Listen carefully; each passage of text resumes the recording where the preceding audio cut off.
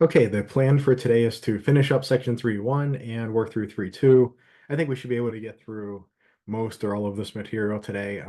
As I kind of mentioned before I started the recording, I had a couple of tech issues just before class, so we were starting a couple minutes late, and my notes for 3.2 didn't quite work out right. So 3.1 I think all came over well, but not 3.2 so much. So I'll have to figure that out after class, but we can make do with what we've got.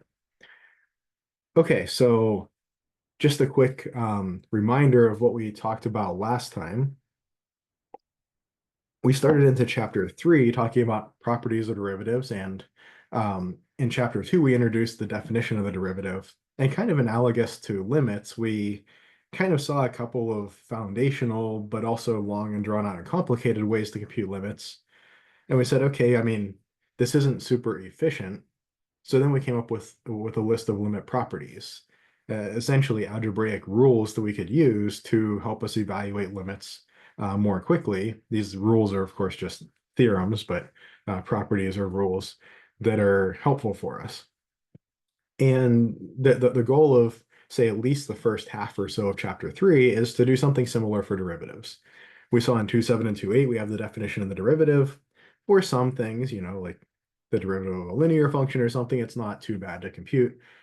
For other things, it can be pretty messy. We saw the derivative of x to the n, even when n is a natural number, it took a little bit of effort to compute. And, when n is just a real number, it's much more complicated still. So we would like to develop some properties that we can use to evaluate derivatives. And this was our first list here of some properties. So just to quickly recall these, the derivative of the constant function is 0. Of course, it's a horizontal line, so its derivative should mesh with the algebraic idea of the slope of that horizontal line being 0, and we do see that.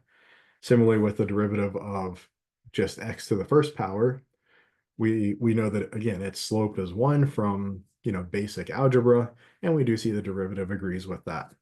So these were both ones that I had said that would be good to work through as an exercise, just as practice. We worked through this example for n a natural number, but this actually holds for any real number n. We didn't prove that it holds for any real number n. We proved it for natural numbers. A little bit later in the course, we'll kind of generalize that to maybe rational numbers.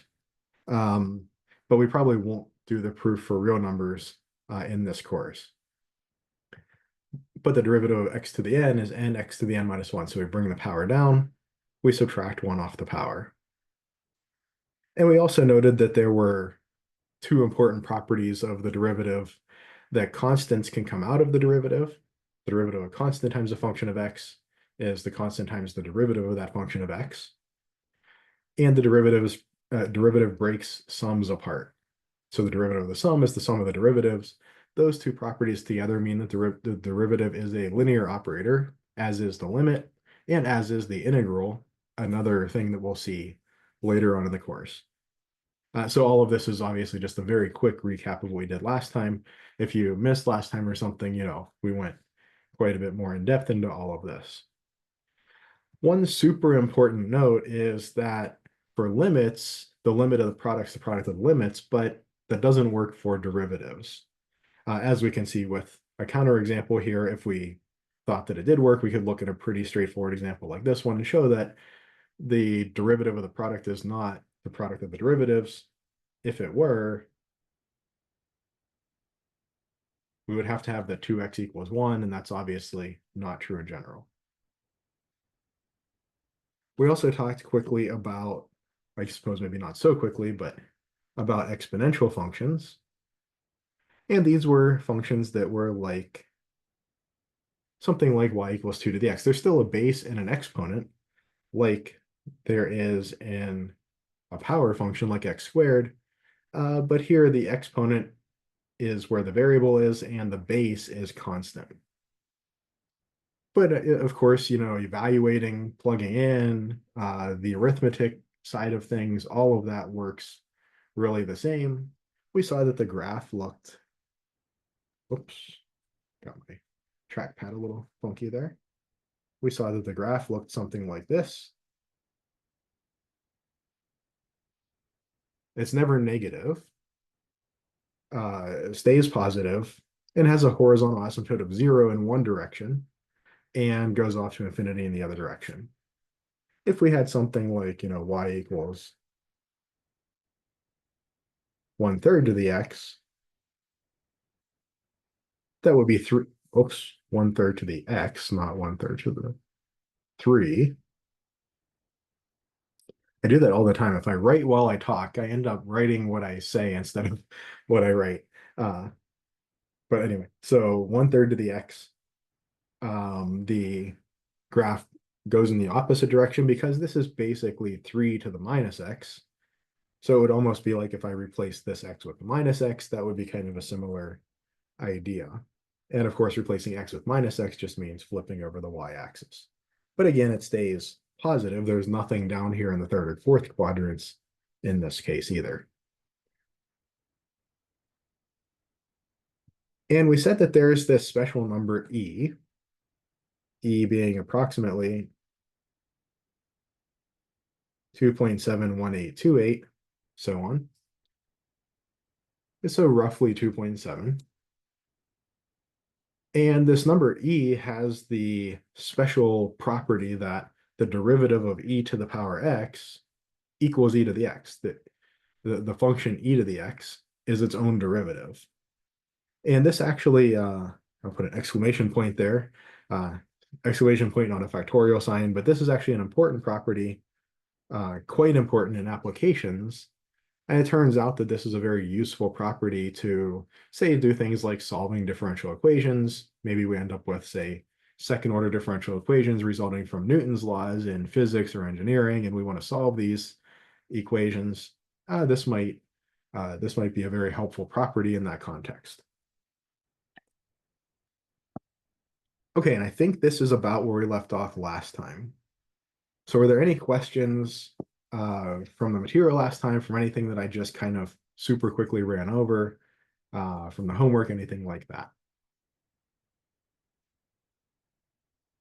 Okay, so let's pick up here.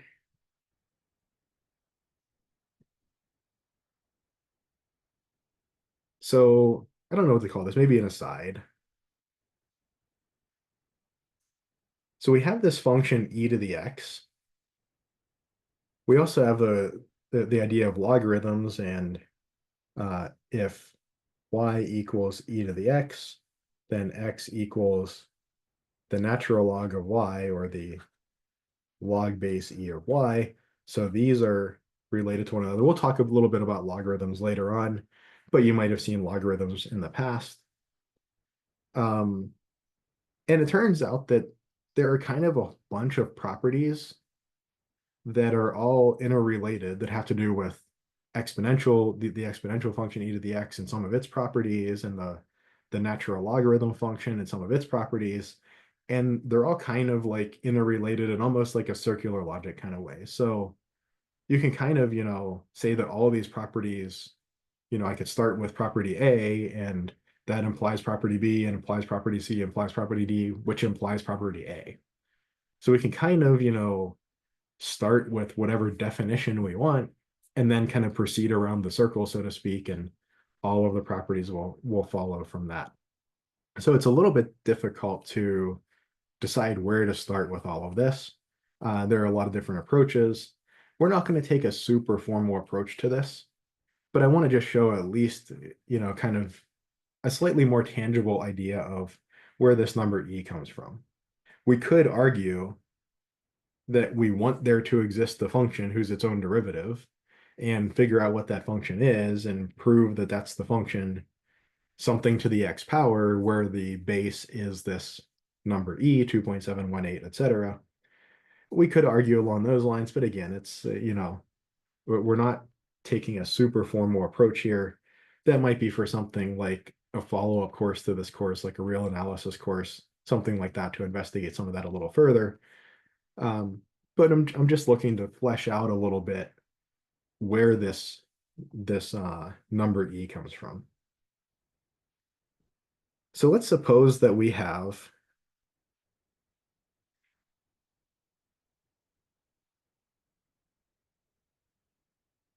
an interest rate that kind of looks like this, a compound interest rate. We have n periods and I over n. So let's say n periods per year, for instance, and I is, let's say, the annual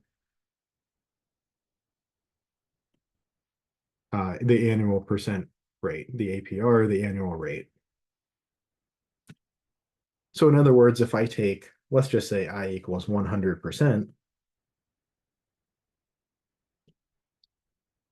we all wish we could get a rate of 100% on our investments, right?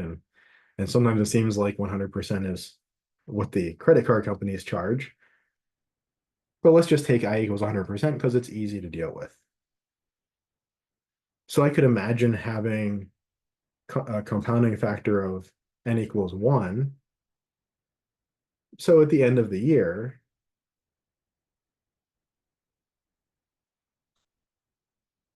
I would just, if I owed whatever, $1 at the beginning of the year, I would owe $2 at the end of the year.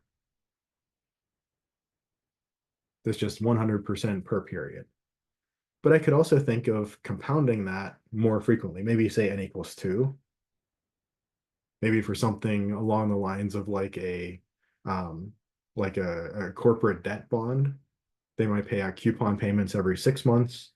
So that's kind of a bit like having a compounding factor of 2. And this would be 50% per period. So every 6 months, we get 50% interest. So that dollar that we invest, 6 months from now, we get 50 cents back. And then 6 months from then, we get another 50% return. So we would get another 50 cents back from our original dollar investment, but we get a little bit more because we get that little bit of interest on the interest. Or maybe compounded monthly, maybe something like a pretty typical debt like auto loan, mortgage, credit card, something like that.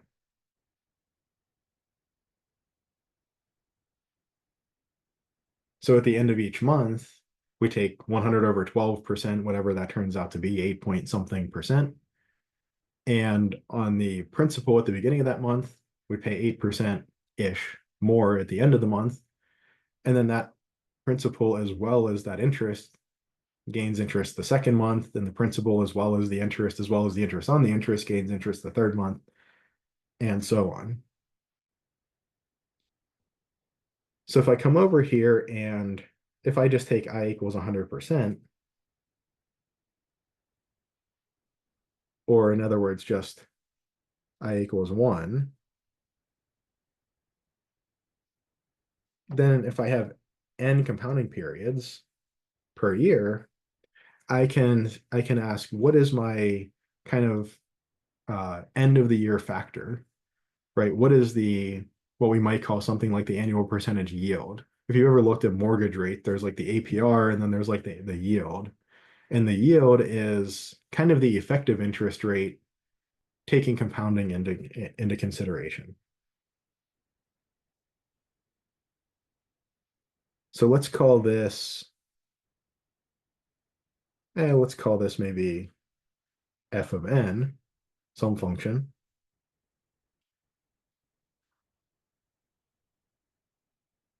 And I know that when n is 1, I just get 1 plus 1 over 1, that's 1 plus 1 is 2, to the 1 power, that's 2. So when that whole 100% just accrues on the original principal and gets added on at the end of the year, 1 year later, I owe twice as much as I started off owing. For that year, it basically acts like simple interest.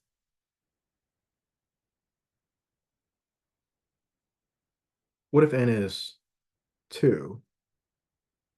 So what if 6 months in, we calculate the interest for half the year, 50%, add that to the principal, let that ride for another 6 months, and calculate the second 6 months interest on the original principal plus the first 6 months interest. Well, let's jump over to the calculator. Let me switch my screen around here.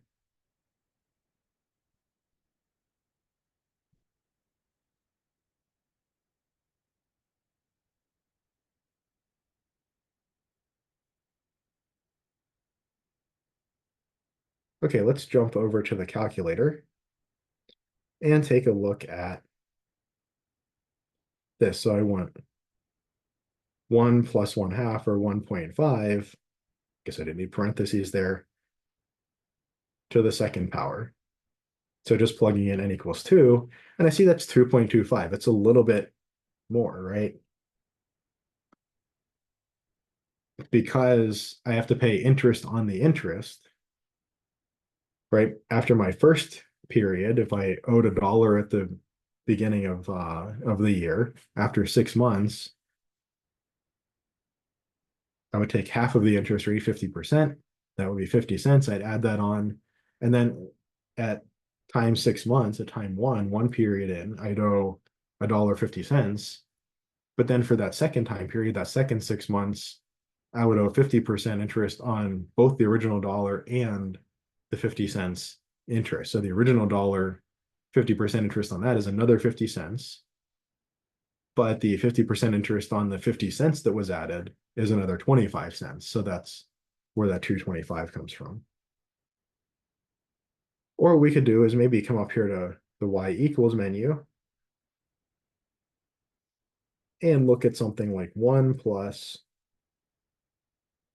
1 over x all to the x power.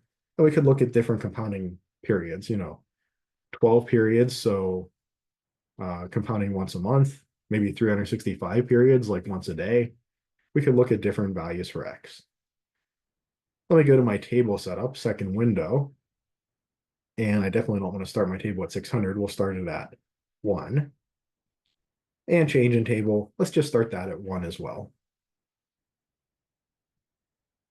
And I jump over to second table, and I see my 1 compounding period per year, just a single compounding period. That 100% interest all gets added at the end of the year. That doubles the amount that I owe from one amount to twice that. 2 compounding periods, the compounding factor is 2.25. For 3 periods, 2.37. Coming down here maybe to say monthly, we see that it keeps going up, but it's kind of not going up as aggressively, right? Going all the way up to 12 compounding periods only takes me to 2.62 or so. 2.61. Grab the wrong number off of there. 2.61 or so. And in fact, going all the way up to like 365, we might think this is going to be like a compounding factor of 30 or something. It's just going to keep going up. But if we go to our table setup, and let's just start at 365, so we can just jump to there. Second table, we see our compounding factor is about 2.715. And in fact,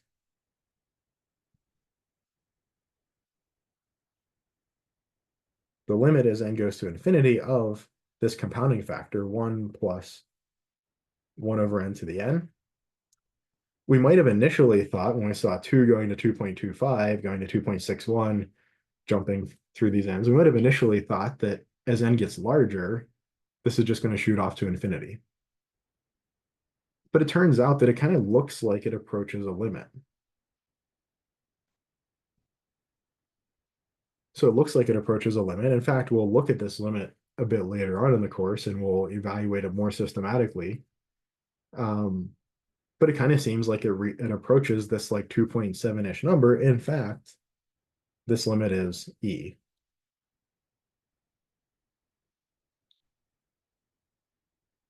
And in fact, if instead of having 100% for my interest rate, if I just had I up here, so 1 plus I over n to the n, this turns out to, it ends up being just e to the I power. And again, we'll see that later on in the course. But just to give you a little bit more information where this comes from, this exponential number and this exponential function is kind of intimately related to things that, to things like compound interest, things that are self-reinforcing properties, things that have like a positive feedback loop kind of thing. So that's the kind of thing that we're looking at here. Or I suppose a negative feedback loop as well, that you could also model that in a similar way, but compound interest is more of like a positive feedback. So that's another perspective on this number e that's serving as the base for this particular exponential function. Now, importantly, the derivative of e to the x is e to the x, but like the derivative of 2 to the x isn't 2 to the x. The derivative of 1/3 to the x is not 1/3 to the x. They do look a little bit kind of similar to themselves. Their derivatives are kind of like reminiscent of the original function, but not exactly. The exponential function is the only one that works exactly this way. Okay, so let's work through a couple examples here. All right, let me actually switch back. We're done with the calculator now. Don't want to tempt fate using too much technology for too long after my tech issues earlier.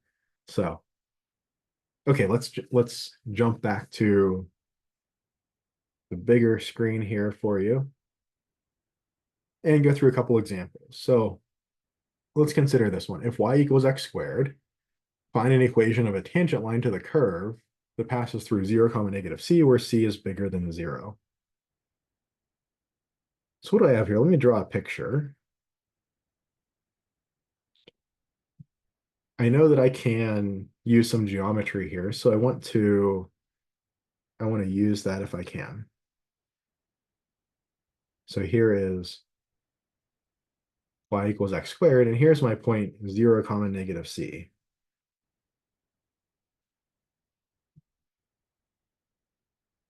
And what I'm looking for is an equation of a tangent line to the curve passing through this point. So let's see if I can draw a reasonably good line here that looks about right. So maybe something like that. So I'm looking for an equation of the tangent line to this curve going through this point. I don't have a heck of a lot to go on here. I guess I do know one point on this line, right? My goal is to find the equation for this green line. I guess I do know one point on it, 0, negative c. I know it's y-intercept.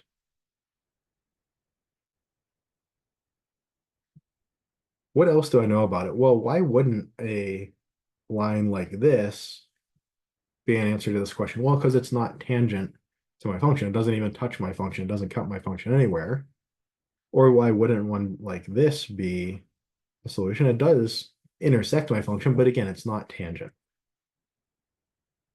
So I actually have two additional pieces of information that maybe are not so clear right away. I know that there's a second point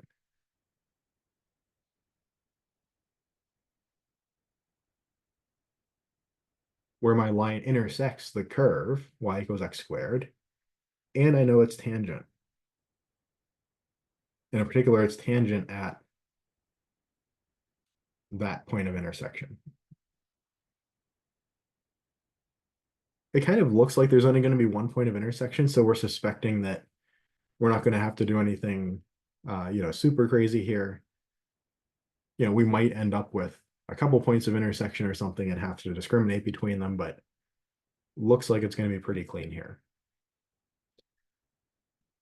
Okay, so what do I know about this point of intersection? I don't know a whole lot about it.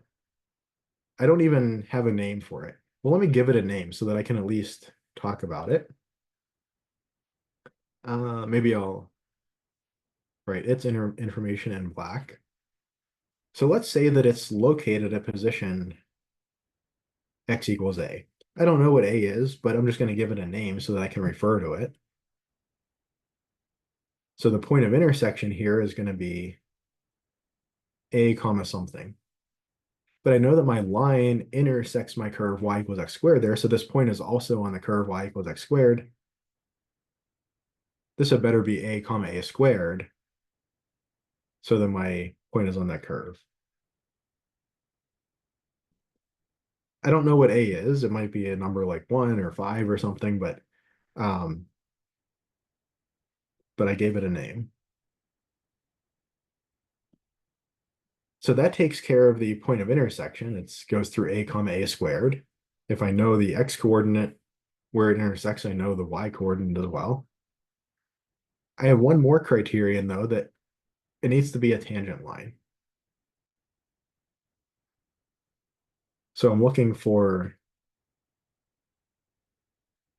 y equals mx plus b, right? I'm looking to find a slope and an intercept.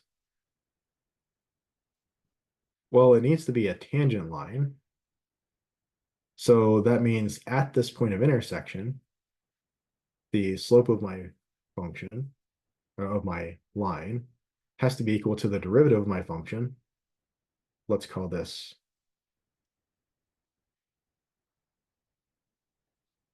f of x equals x squared. We'll give it a name like that so that I can say it's got to be the derivative of f evaluated at a.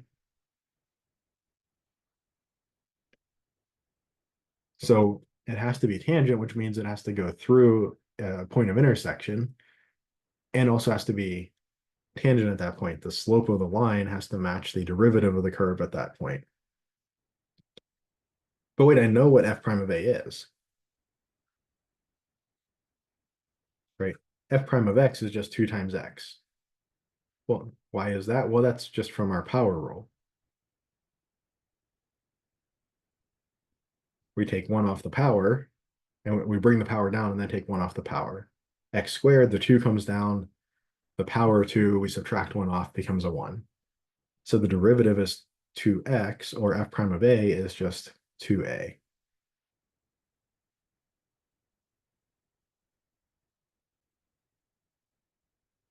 So now what do I have? I guess I have 2 points as well as a slope.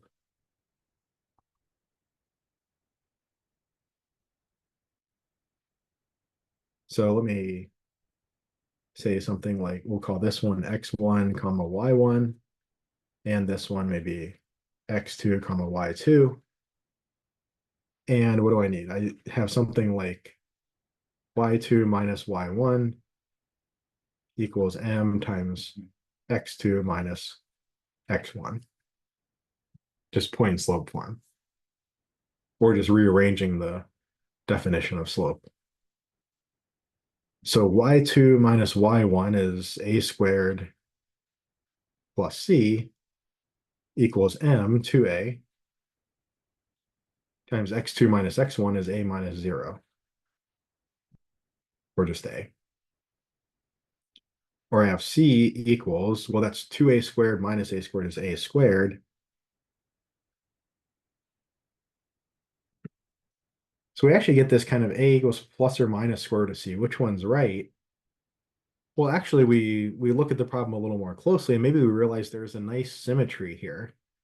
There's actually this symmetry about the y-axis, because y equals x squared is symmetric about the y-axis, an even function. And the point that I'm given is 0 comma negative c right on the y-axis. So that's also like symmetric about the y-axis. I also have this kind of flipped over version of the green line, this black line over here, that also represents a tangent line. We just said to find an equation of a tangent line, so we just need to find one, but maybe we happened upon the fact that the symmetry in the problem means that there's actually 2 of them, and they're actually going to have a very similar form. So we'll take just a equals positive root c over here. Remember, c was a positive number, so that's why we were able to take its square root, right? If we had tried to have a y-intercept up here and look for a tangent line, that's probably not going to work, right? It doesn't, at least from the picture, it looks like we're not going to be able to find one. We're always going to intersect, but not be tangent if we had our y-intercept being above the x-axis. But with it being below the x-axis, at least the picture makes it look like we can find a solution, and it seems algebraically like we can. So what is my slope then? Well, 2a, or just 2 root c. And then, of course, what is my intercept? Well, just negative c. So my green line is going to have equation y equals mx 2 root c times x plus b or minus c. Now, something very important in my green solution, I don't see any a's left over, right? I don't want to write my answer in terms of a because I just introduced this new parameter a. In other words, I wouldn't want to be up here and say something like, y equals 2ax minus c and give that as my answer. I mean, I just stuck in this new thing a, like it has no relation to the original stuff that was given in the problem. So I wouldn't want to answer like this.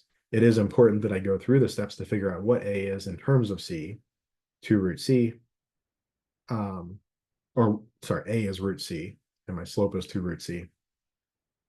So I got rid of all my a's. The only stuff that I've reported in my solution, those are all, any of those variables or parameters are ones that were given in the original problem. So I'm good. I got rid of all the extraneous variables that I put into the system. I reported everything back in terms of the original variables. We could have also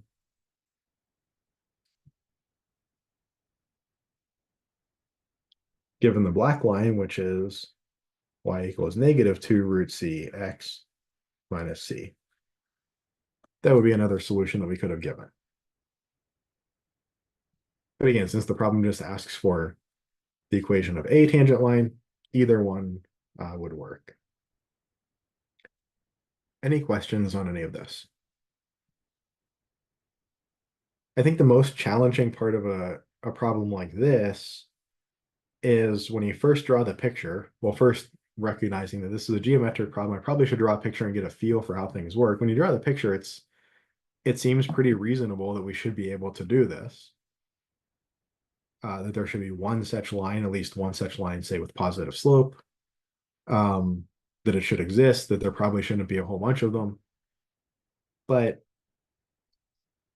we just don't have a lot to go on. Really, the only point that we're given flat out is 0, negative c, and we're not given much else that seems very mathematical. We really have to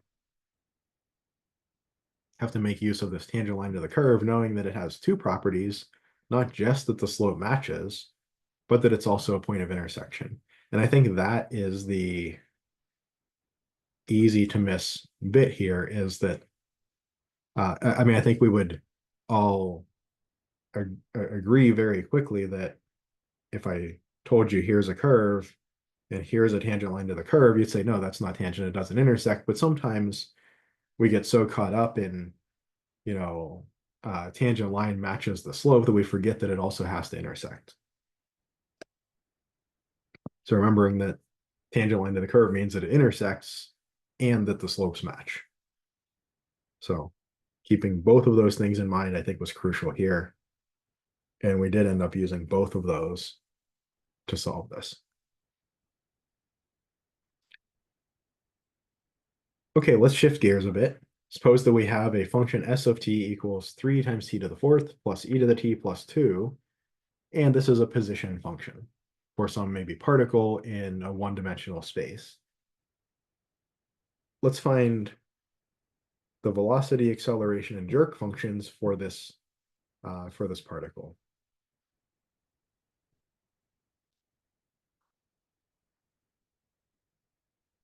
So velocity is the derivative of position. We've talked before about how velocity at a point is the derivative of the position evaluated at that point. But here, thinking more generally about the function, we could come up with a velocity function that is just s prime of t, the derivative of s. Let's go through this one pretty carefully because this is kind of a slightly more complicated function. We'll go through this one slowly, and we won't do another one with this much care.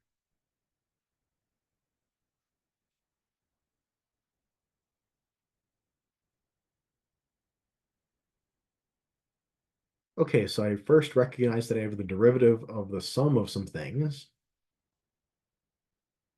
I have a property that says derivatives break sums apart. We proved that theorem last time. And I guess it only breaks two pieces apart. So I could think of like 3t to the fourth being f of t and e to the t plus 2 g of t. It breaks that sum apart, but then it's just the derivative of another sum of two things, and it breaks that sum apart as well. So we can break sums apart iteratively like that. No big deal. The same way that we can like take, any binary operator like addition. If we have a bunch of things added together, we can just add them starting at the beginning and keep going. Same kind of idea here.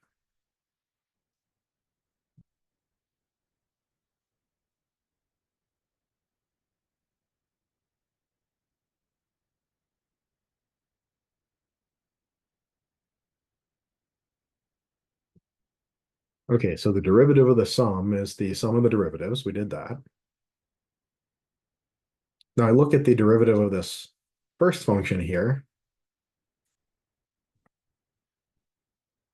Well, I notice that 3 times t to the fourth is derivative of a constant times a function. Let me just pop that constant out. Oops. 3 times the derivative of t to the fourth. Oh, I made that variable x. That should be e to the t there. D by dt of e to the t, again, by a theorem, we didn't prove this, but by this theorem, derivative of e to the x is e to the x, or derivative of e to the t is e to the t. And for my last term, the derivative of 2, the constant function 2, derivative of constant function is 0.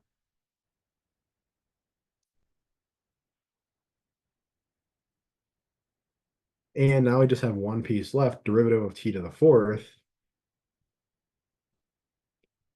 Bring the power down, take 1 off the power. This is 3 times 4t cubed plus e to the t. Or this is 12 t cubed plus e to the t. This is my velocity function. 12t cubed plus e to the t for this particle. What if I want to find acceleration? Well, acceleration is the rate of change of velocity. Right? Accelerations are things that we feel, roughly speaking. They're things that contribute to forces, roughly speaking. So if you're driving in your car, it doesn't matter much if you're going 0 or 5 miles an hour or 100 miles an hour. Sitting in your car, like, you're not going to get hurt driving 100 miles an hour. You're not going to get hurt driving 5 miles an hour. Where you get hurt, that's like a velocity. Where you get hurt is if you run into a wall. If you run into a wall at 5 miles an hour and it takes you, 1 second for the front of the car to crunch and you to kind of absorb into your seatbelt and so on, if you reduce 5 miles an hour over 1 second, that's not going to hurt too much. But if you have to reduce 100 miles an hour over 1 second, that's going to hurt a lot more. That's what acceleration is. If I have to slow from 100 miles an hour down to 0 in a given time span versus 5 miles an hour down to 0 in a given time span, those both represent backwards accelerations. But the 100 to 0 is a much faster acceleration than the 5 to 0. So what is acceleration? It's like rate of change of velocity, right? Or if I'm sitting in a red light and it turns green and I hit the gas, that's what we usually think of as accelerating. I go from, 0 to 5 to 10 to 20 to 30 miles an hour. That's accelerating. My speed is changing. My velocity is changing. So acceleration is rate of change of velocity, or it's related to v by a of t is v prime of t. It's the derivative of velocity. Note that v of t is s prime of t, so we could also think of this as s double prime of t. It's the second derivative of position. Acceleration is the derivative of velocity, or acceleration is the second derivative of position. I probably won't directly think of it as second derivative position because I kind of need to take a first derivative in order to get to the second derivative. But thinking of it as the first derivative of velocity, I know what velocity is, so I need to differentiate 12t cubed plus e to the t. I have lots of t's and pluses, so hopefully I'm making it clear what's what.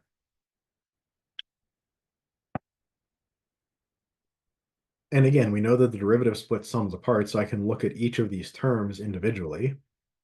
The derivative of 12t cubed, the derivative basically passes through the 12 and hits the t cubed, giving me 3 times t squared. And 3 multiplied by 12 is 36 plus e to the t. That's my acceleration function. These three functions are extremely important in physics and engineering and lots of applications because basically Newton's laws are all second order. Like F equals ma, force equals mass times acceleration, right? We're interested in positions of things, velocities of things, and accelerations of things because that's how we know where something is and kind of what forces are being imposed on it and how it's going to act as a result of that. So a lot of the modeling and physics and engineering and so on really deals with these three functions. There are some other functions that come up in different applications, things like rate of change of acceleration. So you could imagine if you're just accelerating, if you're increasing your speed by 5 miles per hour each second, after, if you're holding the gas pedal down a certain level and at least locally in time, it's like after 1 second you go from 0 to 5 miles an hour. 1 more second, you go from 5 to 10, 1 more second, 10 to 15, then 10 to 15 to 20, and so on. I think most people would say that's a pretty comfortable acceleration, right? You're not going to be looking at your driver if you're the passenger, like, what the heck are you doing? But our acceleration can change as well, right? So you could hit the gas really quickly and accelerate from 0 to 20 miles an hour in 1 second. Probably not in most cars, but maybe in a rocket or something like that. You could accelerate really quickly and then realize you're getting too close to the car in front of you and have to take your foot all the way off the gas. And even if you don't hit the brake, when you take the foot off the gas, uh, your passenger is probably still going to be pretty uncomfortable, right?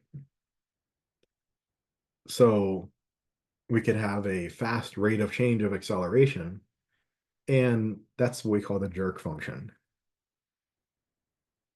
This is used in things like car crash scenarios or like roller coasters. We're trying to make it exciting, but we're trying to walk that line of like taking enough G's that people find it really exciting, but also not make them sick and also not injure them, give them whiplash or something.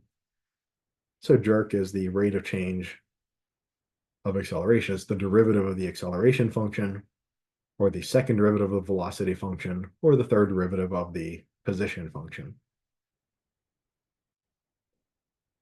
This is the derivative of 36t squared plus e to the t in this case. The 2 comes down, I take 1 off the power. This gives me 72 t to the first plus e to the t. That e to the t function we see just kind of tracked all the way down because when we differentiate it, it just ends up the same function. This power function lost powers along the way, went from the 4th power to the 3rd to the 2nd to the 1st.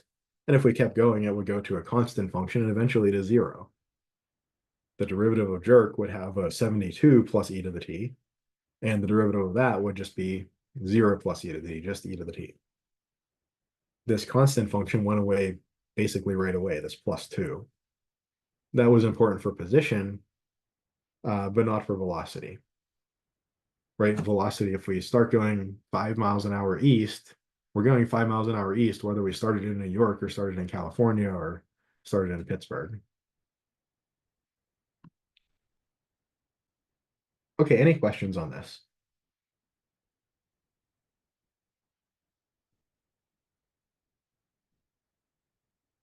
Okay, let's look at this next example. Show that this curve, y equals 2e to the x plus 3x plus 5x cubed has no tangent line with slope 2. So we have some curve. I'm not sure what it looks like, but I'm just going to kind of draw something here, whatever, something like that. And my question is, if this is what a line with slope 2 would look like, does it have such a tangent line? If all of its tangent lines, say for instance, have slope greater than 2, then we'd be able to show this. So let's figure out what is dy dx. What are the slopes of the tangent lines for kind of an arbitrary x? Dy dx, well, again, taking it term by term because derivatives split apart sums. Derivative of 2e to the x, well, that's just 2 times the derivative of e to the x, right? The constant comes out in front, and the derivative of e to the x is e to the x, so this derivative is also just 2e to the x.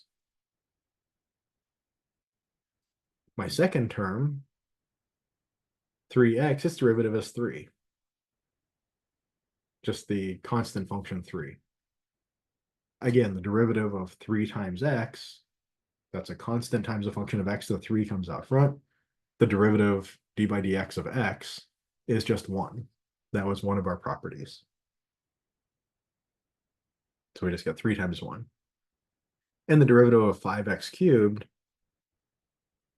is plus 15 x squared. That power function has an exponent of 3.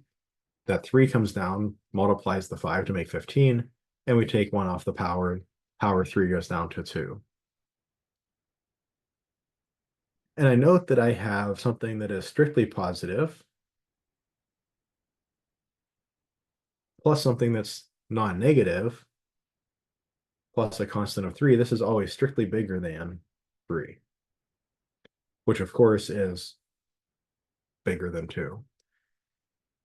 My derivative everywhere is bigger than 2, so therefore there's no tangent line with slope 2. The derivative of this curve is everywhere larger than 2. So no such, tangent line exists with slope 2. Any questions so far?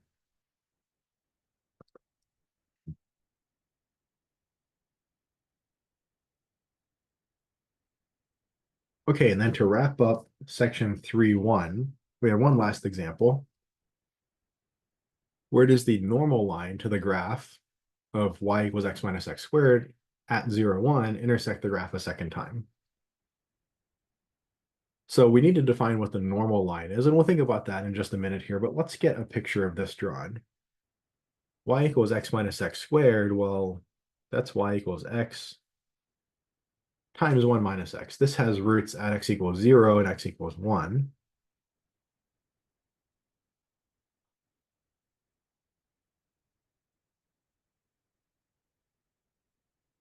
And I know that this is a quadratic opening down.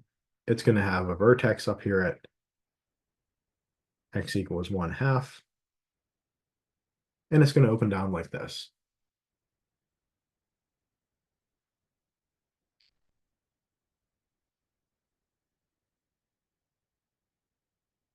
I have this backwards. This should be 1, 0. Let me double check my handwritten notes. I think that's what I want. Yes. Yep. Just had that written backwards. I was going to say it helps if we're discussing a point that's actually on the line. So we're at 1, 0 here.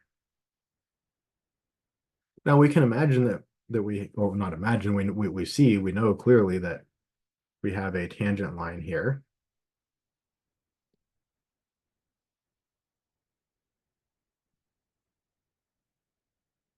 And what's a normal line? A normal line is a line through a point of tangency perpendicular to the tangent line.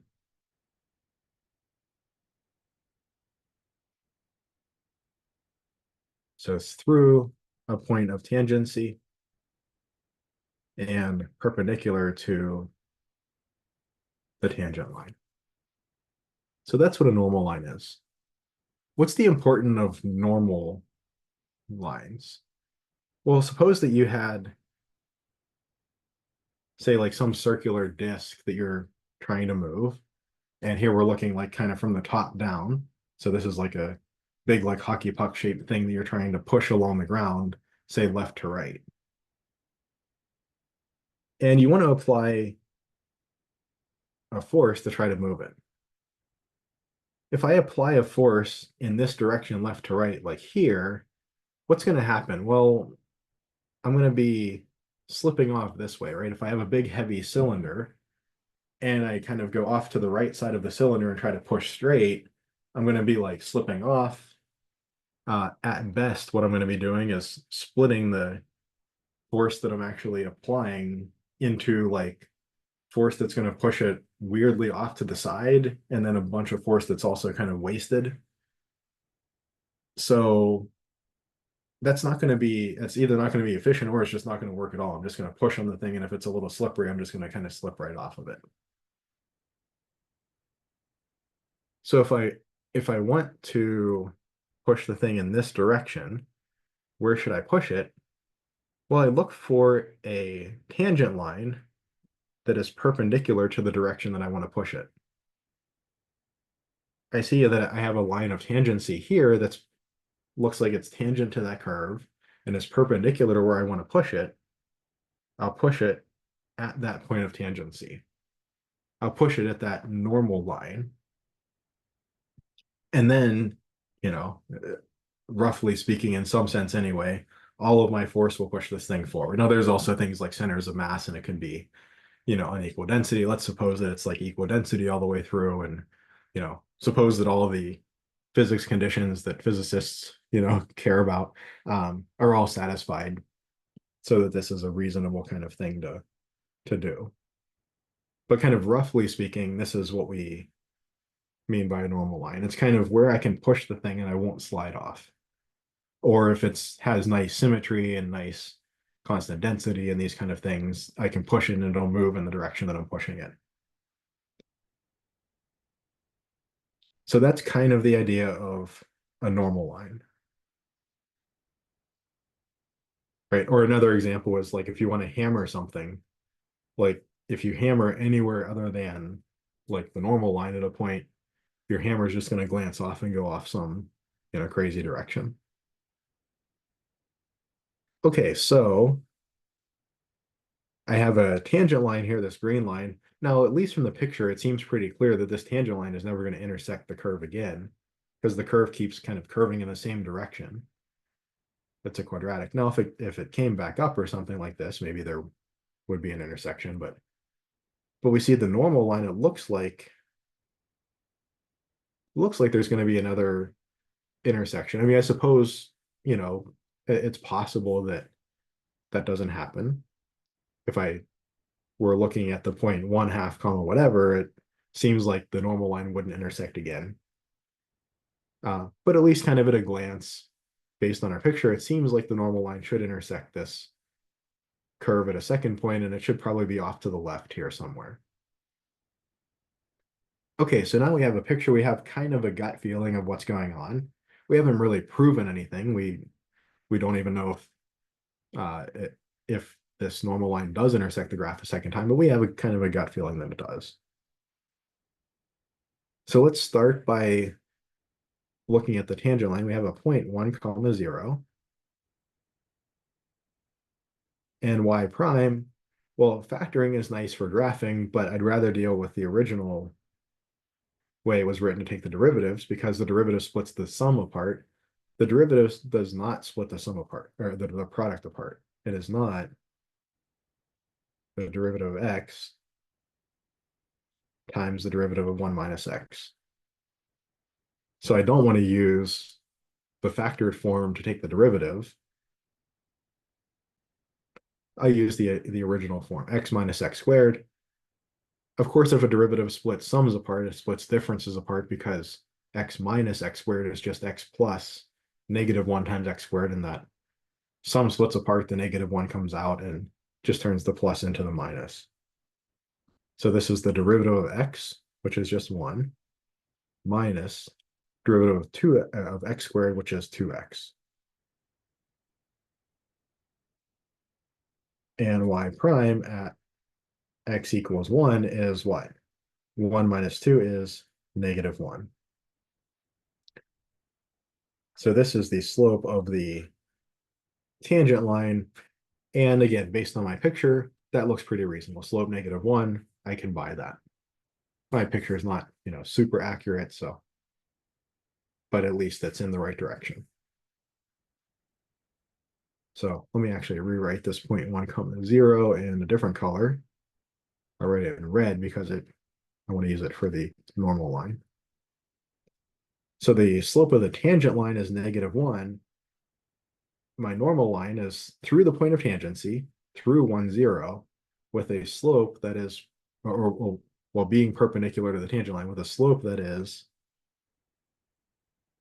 -1 over the slope of the tangent line. Or it's -1 over -1, or actually +1. So I have a point on my normal line, the point of tangency, as well as the slope of my normal line, the slope being +1. Again, that kind of checks with my picture up here. Seems like it should be a positive slope.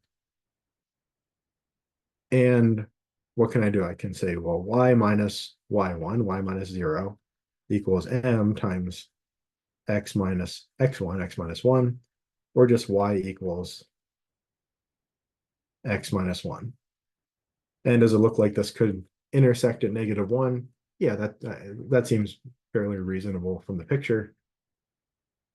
Slope +1, intersection y-intercept at 0, -1 seems pretty reasonable. So that's the equation of my normal line. That's where, like, if I had some piece of sheet metal or something that was bent like y equals x squared, and I wanted to whack it with a hammer at 0.10, I'd whack it along this direction, the normal line. Otherwise, my hammer would glance off in some way up or down. Any questions on anything in section 1 so far?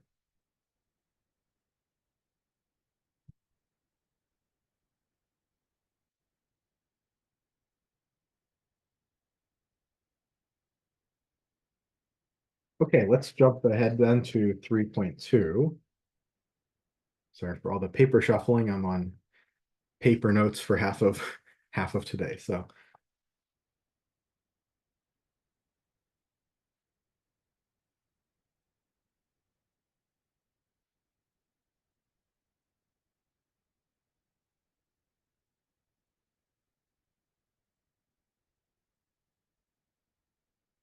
3.2, the product and quotient rules. Now, obviously, I mentioned above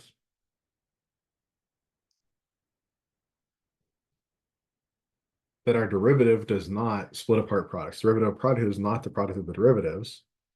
So we can naturally ask the question then, like, is there a related rule? Is there a theorem that I can prove, or is there a property I can write down? Is there a formula for the derivative of product? Sometimes we ask such questions and it turns out that the formula is so complicated it's not worth using or something. But in this case, the formula is actually not too bad. So we have a theorem or a property.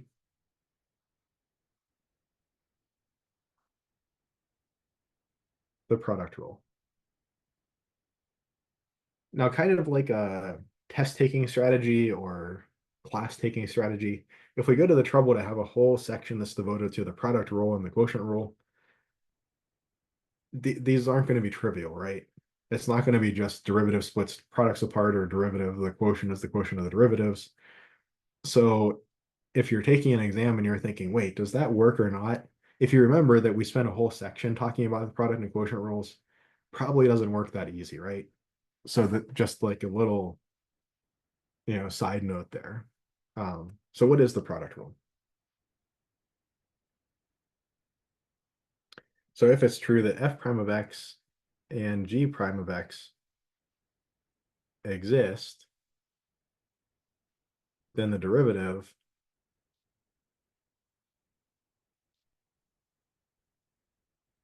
of their product, f of x times g prime of x, what do?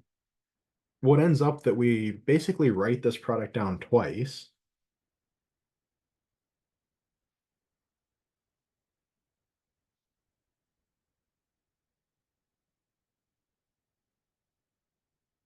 So I write this product down twice, and in one of the terms, I give one of them a derivative, and in the other term, I give the other one a derivative. Addition and multiplication are commutative, and that's all that I have here on the right-hand side. So it actually doesn't matter what order I do any of this, right? As long as I have the same term, like f times g plus f times g, and then I give different ones the derivative. I don't want to I don't want both of them to be f prime or both of them to be g prime, as long as one of them gets a g prime in one of the terms and the other term gets an f prime. I also don't want like one of the terms to be f prime g prime and one of them to be fg. As long as I do this kind of thing, that's all that I have to do. So that is the product rule. So it's the first times the derivative of the second plus the derivative of the first times the second, or whatever way that you want to say it. Right? Could we have done f prime times g plus g prime times f? Sure. Right? You can write it a ton of different ways because all of this stuff is commutative. Okay, so let's go through a proof of this. We'll prove this. We'll leave the quotient rule as an exercise to prove it, but its proof is going to actually be quite similar to the proof for the product rule. Okay, so we have two assumptions here, f prime and g prime exist, and we want to prove something about the derivative of their product. So let's just start with that. That looks like the side that I can do the most with right now.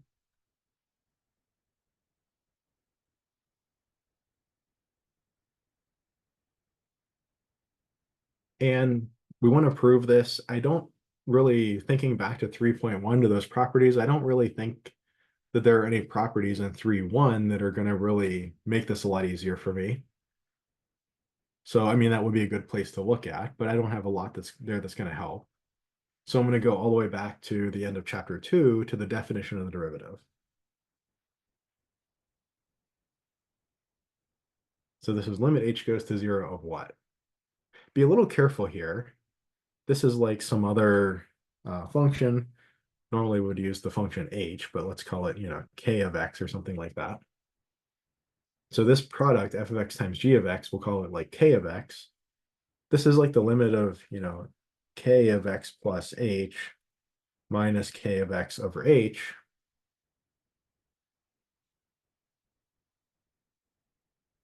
But k of x plus h is f of x plus h times g of x plus h. Be careful that you don't like just put one of the substitute x plus h in for one of the x's, but not the other one or something. You don't want to end up with like f of x plus h times g of x. That this whole function that's getting differentiated gets x plus h swapped in for x. Okay, and then minus the function without the h's. Again, minus f of x times g of x. Don't, put an f of x and no g of x there or something like that. We need the whole function there. And then all over h. Okay. What can we do now? If we look at this, we're actually kind of stymied, right? There's really not a whole lot that I can do right away. I mean, I can't cancel any h's. I can't factor anything out. I can't factor out any h's, certainly, but I can't even really factor out like an f or a g or anything like that because, like, if I wanted to factor an f out, well, one of the terms has an f of x plus h and the other term has an f of x, and they don't match for me to factor it out. I know that I probably am going to need to use the existence of the derivatives of f and g at some point. So I'm expecting to get something like f of x plus h minus f of x over h. I'm expecting to get something like that at some point. Something that feels like I've kind of factored out the g, even though I can't really do that here because these g's don't match. But I really want to factor out a g so that I can get something like that.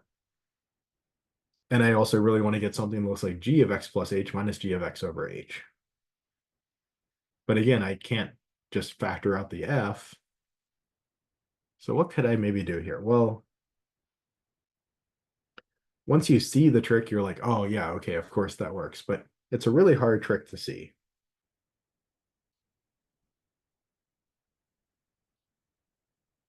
But the way that let me write that a little cleaner. The way that you could see this trick is by thinking, what do I want? I want to end up with something like this. That's where that f prime of x has to come from.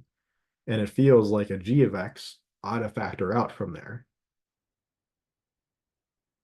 I want a g of x somehow, something like a g of x to factor off of this f. So what can I do? Maybe I do a minus f of x g of x plus h. I mean, if this is what I had instead of f of x g of x, it would be great, right? Because I could just factor out g of x plus h and I'd be left with f of x plus h minus f of x all over h. That's just f prime of x once I cordon it off in its own limit. So it would be great if I had this instead of what I have above. Now I don't have this, but I can force the issue by just putting that in there. If I put it in, I've got to take it out.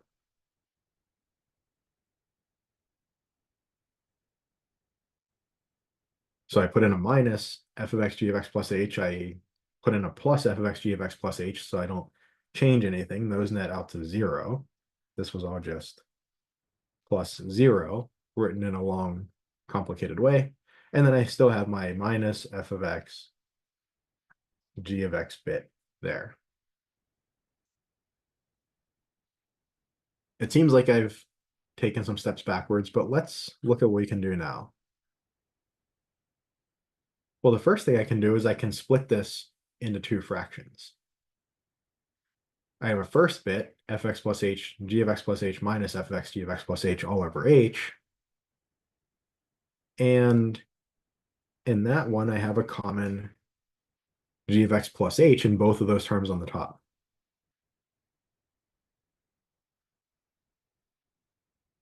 So I have a g of x plus h times f of x plus h minus f of x over h. And then plus what? Well, my second one, I note that I have a common f of x everywhere. So that can actually factor out. And I'm left with g of x plus h minus g of x over h. This is shaping up pretty well.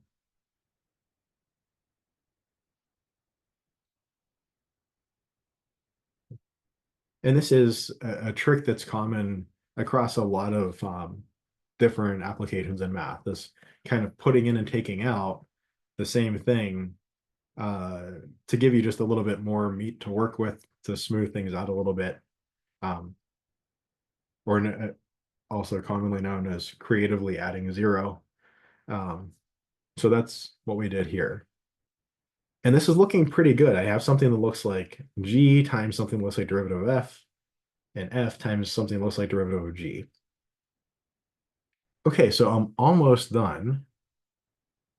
The limit splits apart the sums, and the limit splits apart the products. Not the derivative, but the limit of the product is the product of limits. So long as all of these limits I'm going to write down exist, this is a valid thing to say.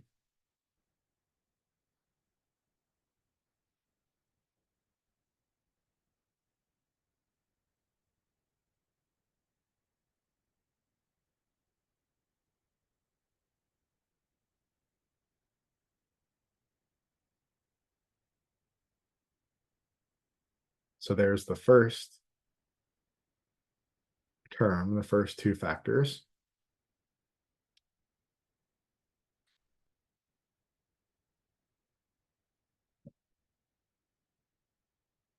than the second two.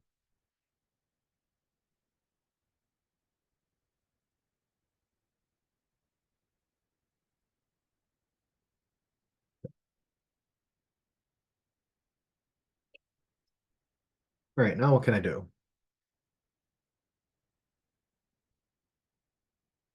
I always put these little 3 dots at the end because if I don't, then OneNote like loses track of where this pane is, and it actually causes it to jump around a bunch and do all kind of crazy stuff. So that's why there's always those little ellipses at the end, and it just kind of holds the place for OneNote to know that the ending should keep going. Okay, so this one is the easiest one. Limit h goes to 0 f of x. Well, there's no h's in there. This is just a constant f of x in terms of h. It's just f of x.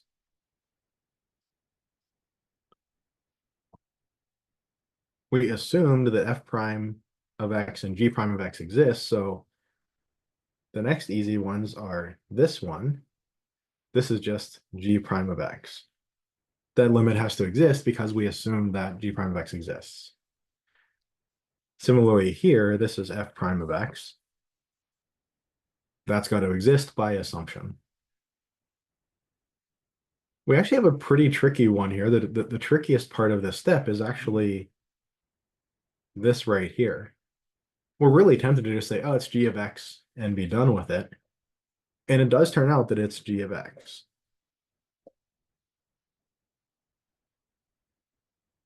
Why though?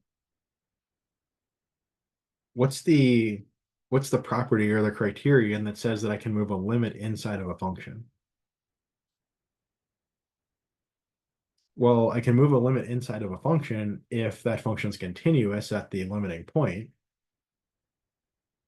But did we assume g is continuous? No, we didn't. We didn't assume that g is continuous anywhere up here. However, we have a theorem. Differentiability implies continuity. G is differentiable at x, aka at x, meaning when h equals 0. G is differentiable at the point that we get when h is 0.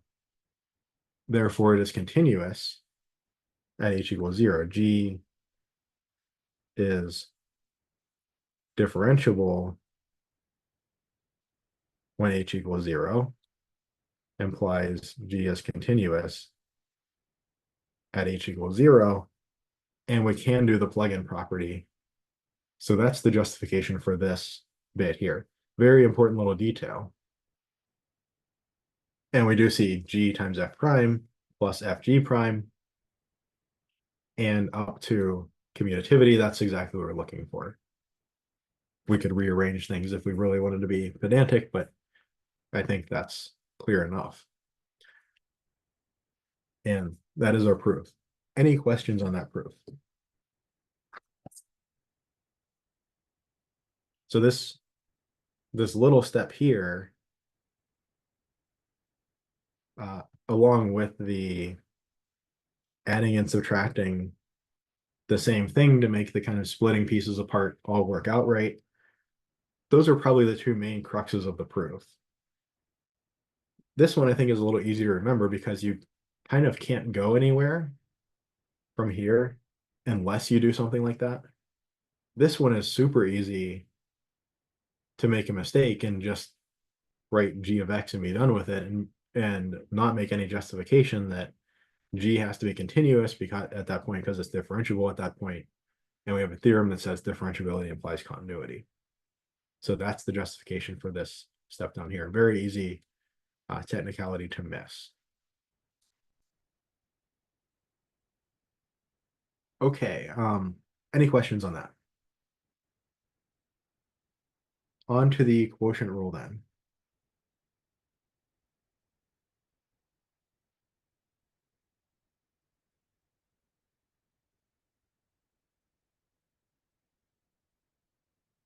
So theorem, the quotient rule.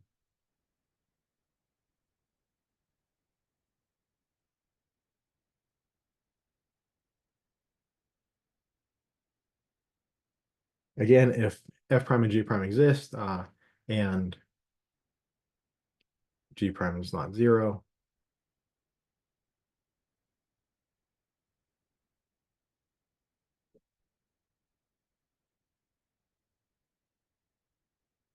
Then uh why did I say G prime? If G is not zero, then we can say the following, that the derivative of f of x over g of x, the derivative of the quotient, again, it's not the quotient of the derivatives, it's not f prime over g prime. It's kind of this long thing over here. On the bottom, we have a g of x all squared. So we take that initial bottom function, the initial denominator function, and square it. And then what do we have?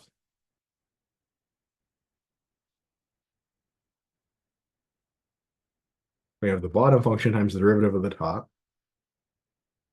minus the top function, derivative of the bottom. The quotient rule is a much more annoying rule to remember than the product rule. It has a little bit of some reminiscence of the product rule, right? With that numerator, like we have the two terms like FG and FG connected, where one of the terms has the derivative on one of them and the other term has the derivative on the other one. It has that same flavor, but the minus sign in the top means that we've got to have them in the right order, right? The product rule, if I switch these two terms around, it's still correct because addition is commutative. And the quotient rule, if I switch the two numerator terms around, then I get negative of the actual answer. So then I'm incorrect. We also have this kind of funky like g of x squared that comes out on the bottom for some strange reason. The mnemonic that I use to remember this, and I have to say it every time I do it, I still have to say it this way, is bottom derivative of top minus top derivative of bottom over bottom squared. Bottom and top obviously being denominator and numerator of the original quotient. So the quotient rule is kind of messy. It turns out that in a couple sections from now, we can sometimes think of this as like f of x times g of x to the -1 and apply the product rule to the product of these two functions. If the function g of x to the -1 power is a nice enough function, then I suppose we could probably just apply the product rule right now, but usually it's not going to be a super nice function. But we can maybe use something called the chain rule in a couple of sections to make things a little bit more manageable if we set up the problem like this. So quite often, if I have to take the derivative of a quotient, quite often I'll set it up this way, take the derivative using the product rule, going this route. A lot of times that's a simpler way to go. But again, at this point, we don't have enough properties to be able to actually carry that out in most cases. So this is kind of an option for later. Can rewrite the over g as a g to the -1 power, and then use the product rule where we don't have to be careful about which one comes first or second. But that requires a little bit more, a few extra tools in our toolbox, so to speak. The proof of this I'm leaving as an exercise. The proof is actually quite similar in kind of feel to the proof of the product rule. There's a very similar kind of idea with the adding and subtracting the same thing here. And there's a similar issue with, making sure that you apply differentiability implies continuity at the right place. So the feel is actually quite similar. There's a little bit of extra fraction manipulation, but it's really not that bad. So as an exercise, work through the proof of the quotient rule, and then you can check it in the book and see if your proof kind of mirrors that.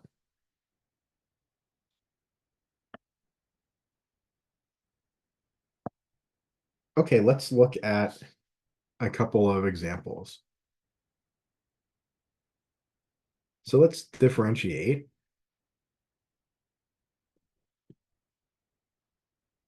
the following.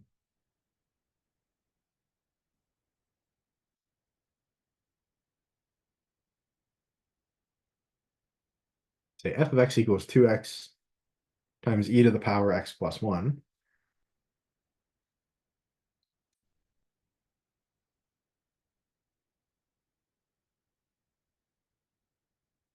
G of x equals e to the power 2x. And h of x equals x squared e to the x. So these are all, these three functions, might at first glance look somewhat similar to one another, but we'll see some of the nuances that come up when we try to differentiate them. Let me give myself a little more room down here. Just bump this guy down a little bit.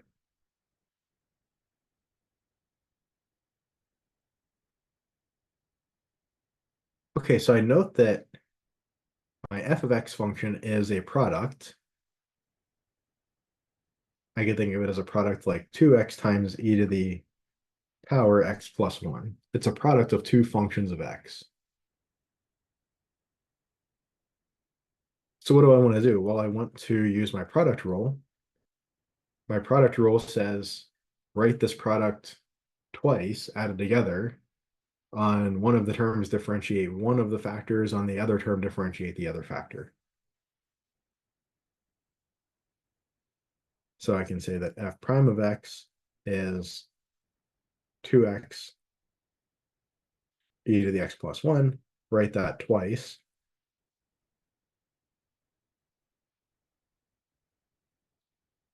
And I'll differentiate this one, say on the first term, and this one on the second term. Or if I wanted to be a little bit, more verbose, I might say d by dx of 2x and d by dx of e to the x plus 1. But I know that 2 times x, the derivative of that, the 2 can come out of the derivative. So this is, 2x prime equals 2 times x prime. But x prime is just 1. So this is just 2. And then times whatever is left over, e to the x plus 1 just kind of hangs around for the ride. My second term here, I have a factor of 2x. Now I have to be a little bit careful here. E to the power x plus 1, the derivative of that. So let me come over here.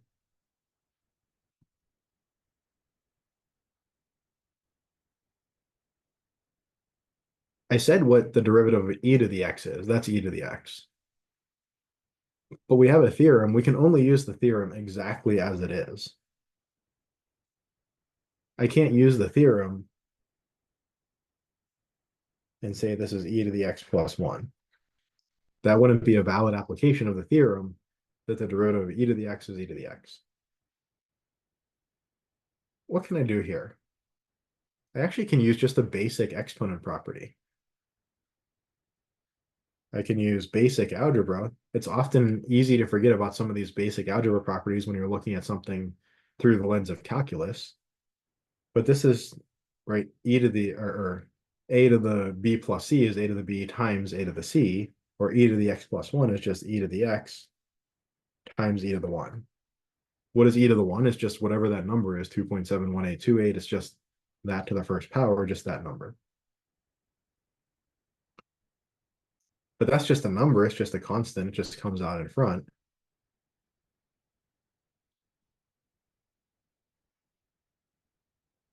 But now I can apply my theorem.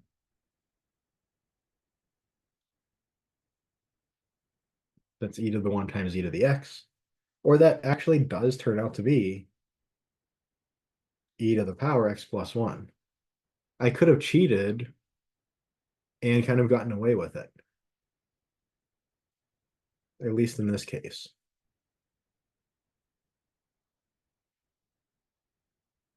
Does this generalize?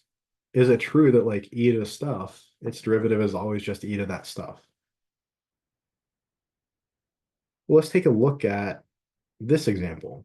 G of x equals e to the power 2x. And here I want to know what is g prime of x. Again, I might lazily just say e to the 2x. Maybe I even have a little bit of evidence in favor of that by how my previous problem worked out, but I don't want to jump to conclusions too quickly. We'll do this one in blue. Okay, well, I need to find a way to use my previous properties, and I'm in the product rule section, so I'm probably guessing that I'm going to need to use product rule here. About the only thing I can do here is turn 2x into x plus x. So e to the power x plus x. But I do note that this is just e to the x times e to the x, again, from just basic exponent properties. Just basic algebra. So nothing special about the exponential function here. This is just the way that exponents work, since basic algebra. Again, super easy to forget these properties when you're concentrated on the calculus stuff and the derivatives and the product and quotient rules. Really easy to forget this kind of stuff, but just remember that this is a basic exponent property. What's g prime of x then? Well, here I note that I have a derivative of two functions of x. So this is like the derivative of the first times the second plus the first times the derivative of the second. But I know the derivative of e to the x is just e to the x. And again over here. Well, e to the x times e to the x, I know that from up here, this is e to the 2x.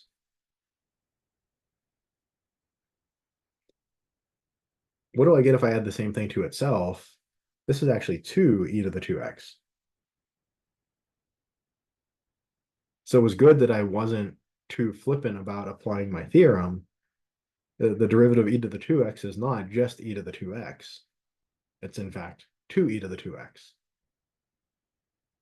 We'll see a little more on this in the chain rule section coming up here in a couple of sections, but again, carefully going through and making sure to only apply our theorems when the thing that I'm taking the derivative exactly fits what my theorem says is super important.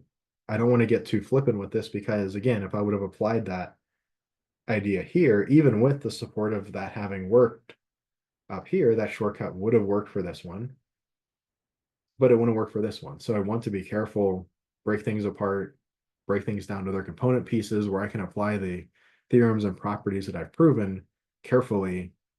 And, maybe sometimes I could have taken a shortcut and gotten away with it, but a lot of times if I take a shortcut, it's going to bite me.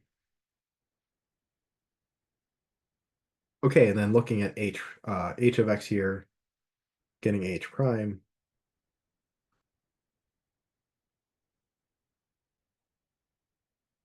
Again, I see I have the product of two functions of x, so I differentiate the first, multiply by the second, plus the first times the derivative of the second. The derivative of x squared, that's just an x to the n. That's just the power function. I bring the power down, I take one off the power, that's 2x. 2 times x to the first, or just 2x. And then e to the x just comes down, plus x squared. And I have a theorem that exactly applies here. Derivative of e to the x is e to the x. I can maybe factor a little bit, x e to the x times what, 2 plus x, something like that. Maybe that's a little simpler, but have something like that as the answer.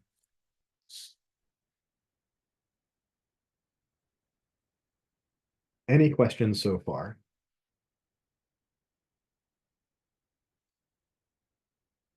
Okay, so we'll do one more pretty short example and then call it a day. We'll finish up this section when we come back and move on to section 3, derivatives of trig functions, and on from there next time.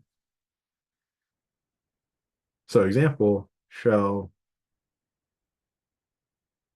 that if I have the product of three functions, I'm abbreviating here, f of x times g of x times h of x, and I want to take their derivative, that this pattern still works. The pattern being I have three functions, so I write their product three times added together. And in each of the terms, I pick a different one to differentiate. So f prime times gh plus f g prime h, if I can squeeze that prime in there, plus fgh prime. Does this pattern work that if I have a bunch of functions multiplied together, take their derivative, if I have their n functions, I write that cluster of n functions added together n times, and then differentiate, say, the first one in the first term, the second in the second term, and so on through the last one in the last term. And yes, it turns out that this does generalize nicely. This does work. So how do we go about this? So what's d by dx of f of x, g of x, h of x? Well, I can just think of, say, f times g as being one function, call it, I don't know, k of x, k of x, times h of x. So this is what? This is f of x, g of x prime, derivative of the first, that's k prime, times h, plus the first derivative of the second, f of x, g of x, that's the first function there, k of x, times h prime.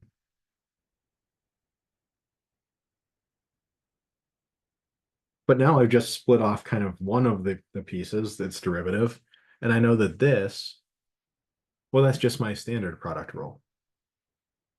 So I get f prime gh plus fg prime h, the h just distributes through to those two, and then I get fgh prime, and that's exactly what I was looking for. So by a similar kind of argument, we can argue, if we wanted to do it really carefully, we'd argue by induction. We'd say assume that it works for n functions multiplied together and show it works for n plus one functions multiplied together. But this will work for as many functions as we want. So if I have, you know,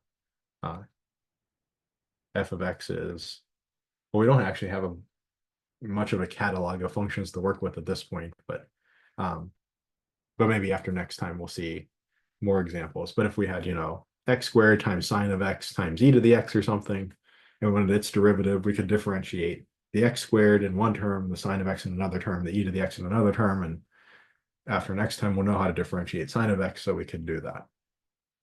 So this idea does generalize. Any questions on anything from today? All right, then we will pick up there next time, and we'll stop the recording. Hey, Joe.